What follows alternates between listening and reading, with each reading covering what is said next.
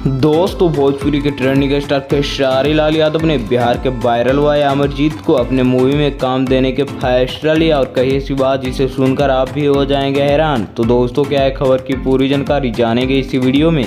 इससे पहले अगर आप हमारे चैनल पर नए हैं तो वीडियो को लाइक शेयर करके चैनल को सब्सक्राइब जरूर कर दीजिएगा। दोस्तों चलते हैं खबर की ओर।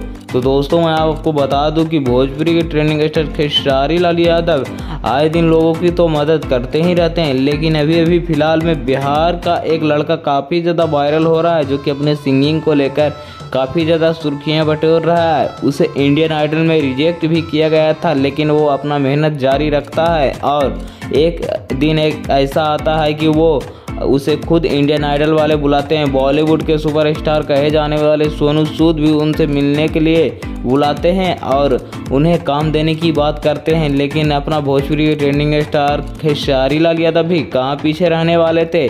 उन्होंने जब एक इंटरव्यू के दौरान पूछा गया कि क्या वायरल हुआ अमरजीत जयकर को काम दे सकते हैं, तो उन्होंने कहा कि क्यों नहीं, उनको तो और बहुत बड़ा प्लेटफॉर्म मिला है। अगर वो भोजपुरी में काम करना चाहते हैं तो भोजपुरी में भी उन्हें इसके लिए आप लोगों को क्या लगता है कमेंट में अपना राय जरूर बताइएगा। और ऐसे ही खबर जानने के लिए आप हमारे चैनल को सब्सक्राइब जरूर कर दीजिएगा और